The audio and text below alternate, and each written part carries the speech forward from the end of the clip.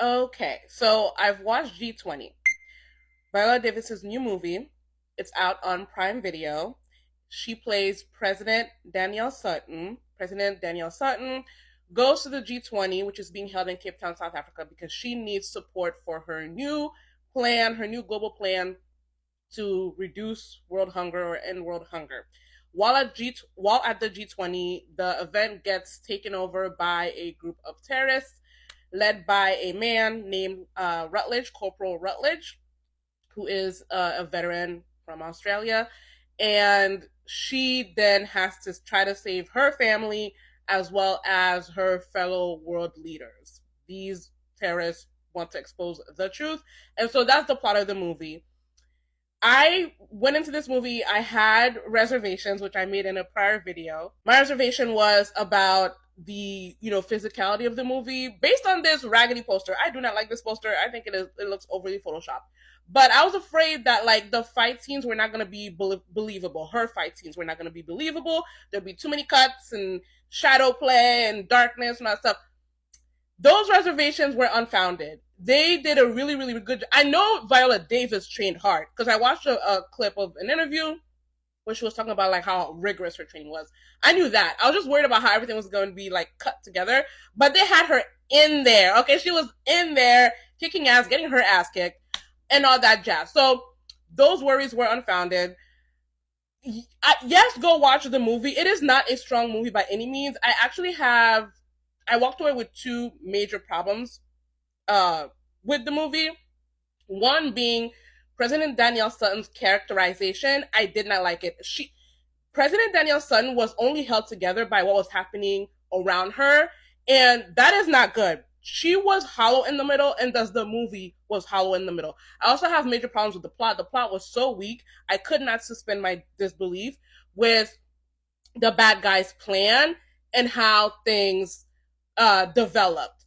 But I'll get into spoilers in a little bit. But go watch it. It's over 90 minutes. It's fine. I do give it 2 out of 5 stars. Okay, so let's get into some details and issues that I had with the movie. I'll talk about the good. It was few. The good, and then we'll talk about the bad, and then I'll also talk about like 2 quotes that stood out to me in a good way from the movie. This might be 2 parts because I got a lot to say. Okay, so the good. My favorite character in this movie is Agent Ruiz, who is in love with President Danielle Sutton. We all saw that, right? Like we all agree that that man is in love with the president. Do we also agree that she is in love with him because she is? I won't accept any other option. She is. I don't want to break up a happy home. We don't have to break up a happy home. She's happily married. She's got 2 kids. She really only needed one, the way things played out in the movie, because the way they didn't care about that boy. But, like, she was going to lose her life, and she left a keepsake for her daughter and paid the son dust. But I love Agent Ruiz. I think he was a good character. I loved his dedication to Danielle. I loved his frustration, with her wanting to like not act like like not let him do his job. I think I think there was a lot about him and how he is and how seriously he takes his job and how seriously he takes her and how dedicated he is to her. A lot came across through that character, thanks to the actor. The script of this movie was very weak. Like I said at the very beginning, these are all like great actors: Viola Davis, Anthony Anderson, Marseille Martin, great actors who could not elevate this damn script. So, love Agent Ruiz. So he's a good. The chemistry between him and Danielle is also a good. The South Korean humanitarian, I loved her, and I think that character is the direct result of who is behind the camera. This movie is directed by a woman. Her name is Patricia Riggin. The screenplay is by Caitlin Parrish and Erica Weiss and Logan Miller and Noah Miller. Logan Miller and Noah Miller also developed this story, so they like created this story, and I'll get into that because there's a line in this movie.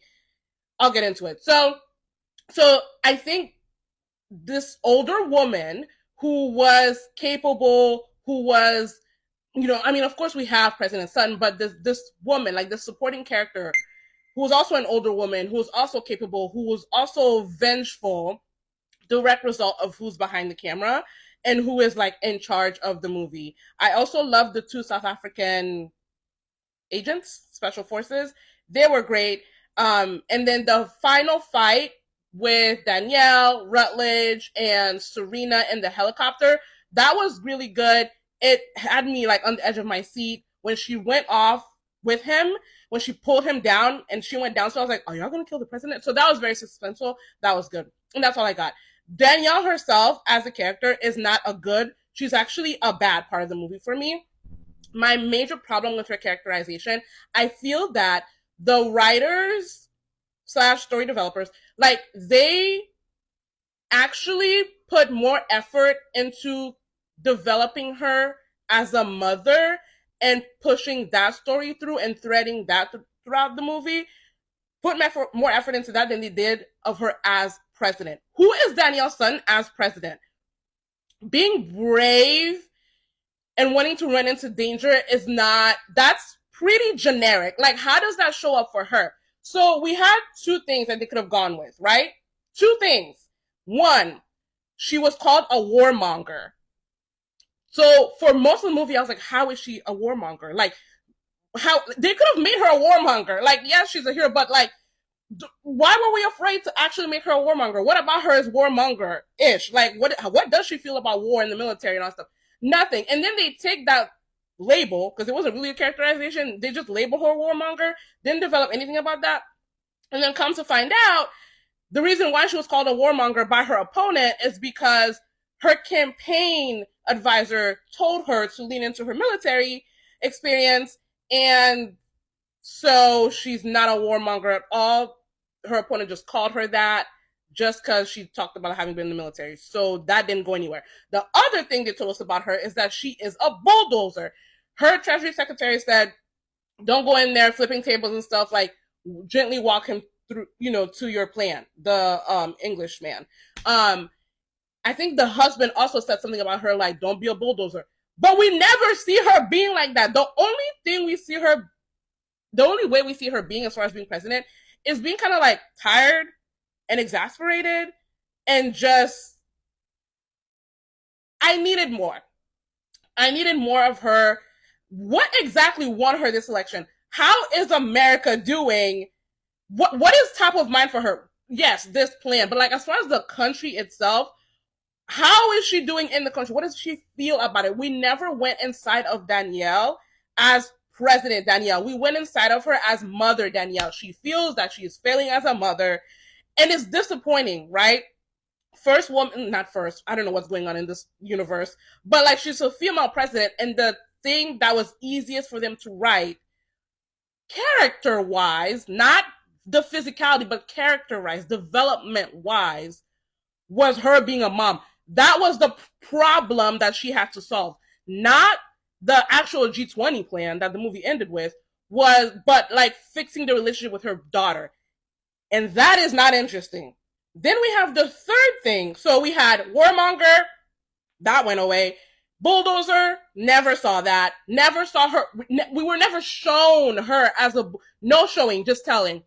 Then we had her war veteran experience, which also went down the drain. Because, we spend this, most of the movie, she's a war hero, the picture, the Time magazine picture, and then the one moment we have her talking about that, she herself strips the relevancy of that label of her character. She said specifically, I walk around like I fought in a war, I was only there for a few minutes. So she doesn't even have that as a character. She doesn't claim it, she's not proud of it. I don't know why. Why does telling the story about her rescuing that boy make her cry over 20 years later? Because Agent Lewis said she hasn't handled a gun, a gun, since in over 2 decades. So, yeah, she had to pry the boy away from the mom who had been blown up, but she was an active like, why does that drive her to tears over 20 years later? And in her not claiming essentially her service time, saying, I walk around like I fought in a war, I was only there for a few minutes, they take away then that little bit of characterization, again, label of her. So instead of building her up, it actually tore her down as a character because they just stripped the experience from her. She minimized it, which minimized her as a character. So it's like, Danielle, like, so what does she have? What was her career after the military? Was she a governor? Was she a senator? How the hell did she get onto a presidential ticket? Which brings me to the line that irritated me. So earlier, when she was reprimanding her daughter, Serena, she says to Serena, I worked twice as hard to get here. Why do you have to make it harder? I'm starting to develop an annoyance for Hollywood dropping what at this point is like classic quintessential Black lines about the Black experience and not knowing what to do with it. That line was awkward in that exchange. It was awkward. It was clunky because when she dropped it, I said, you work twice as hard doing what? And the movie never answered it. Never answered it. Doing what? What exactly? What did she do? She served in the military. You need more than just a Black person said it. So I'm not going to call it the moment. I had the same complaint in Captain America Brave New World. Great movie. I reviewed it. Go watch that if you haven't. The full thing is on YouTube. But yeah, and so then because that line was so awkward, I was like, who wrote this? And I went to look at it, and everybody's white. Viola Davis and her husband Julius Tennant are producers, and so I'm sure they had something to do with the script as well. But the writers themselves, all four of them, are white. So I'm like, y'all have no idea what you're talking about. That line was awkward. And so what else do I have to say about Danielle? She was hollow in the middle. Okay, so that's it for Danielle. So let me move on to the plot. The plot was weak, and I could not suspend my disbelief in the effect of the villain's plot. The fact that it worked is what was frying me. So he has this master plan, right? You want me to believe that a known terrorist holds up people are angry at the leaders, blah blah blah, but people also don't want to get taken for a ride. So you're telling me you want me to believe that a terrorist takes over the G20, is holding world leaders hostage, and tells people using deep fake they're lying to you, they want the dollar to become the only currency or something like that. So go pull your money out of banks and invest it in crypto. So not just pull your money out of banks, but invest it in crypto. And you want me to believe that the whole world did that. The whole world. So we're talking boomers, Gen Xers, silent generation, millennials, Gen Z, immigrants. You're telling me enough of those people not only pulled their money out of the bank because a terrorist told them to, but also invested it in crypto. People don't even understand what the hell crypto is for real. And what bothers me, I'm like, I have said before with other movies and my other reviews that like you can make anything work as long as you write it well. And this was not written well. This plot was not written well. What's ironic is that like this plot, the villain's idea working, depended on the masses, and there was no psychology of the masses to be found. Misinformation and disinformation does not work like that. We have seen misinformation work in politics, in US politics for sure, but we have not seen it move people to make a personal decision like that, and we're talking financial, like that. And I feel like if they had used some psychology, based it on real psychology, and maybe like, fluffed it a little bit, like I'm like, things are burning in the streets. People are burning things in the streets in less than 24 hours because someone who they know is a terrorist told them to put. No. And so that was super weak. I knew that the Treasury Secretary was part of it. During the plane scene where they were talking about the campaign trail, and Danielle was like, we're still friends, right? And she was like, yeah. I'm like, no, you're not. No, you're not. no, you're not. You are a part of this, which is fine. It could have been fine as long as the journey was good. The journey was not good. And she was part of this, and yet her and Rutledge never exchanged a word. So then what's the point? What is the point? She chose the venue, she chose the security guard, but they never exchanged a word. Rutledge drops the thing, and in the most awkward editing in the movie, she picks it up. Danielle literally stops fighting so that she can watch her pick it up, so that we, the audience, can see. So, weak plot. Those are my thoughts. Who was live streaming the rescue on social media? Oh, I forgot to mention the other thing about the plot, because this is the second time I'm recording this part because freaking TikTok didn't save it. The whole, someone said that someone in the U.S. cabinet said the partners are being slow to respond. I know this movie is very like mid 2000s, late 2000s, early 2010s, mid 2010s, like propaganda. I know that. I don't care.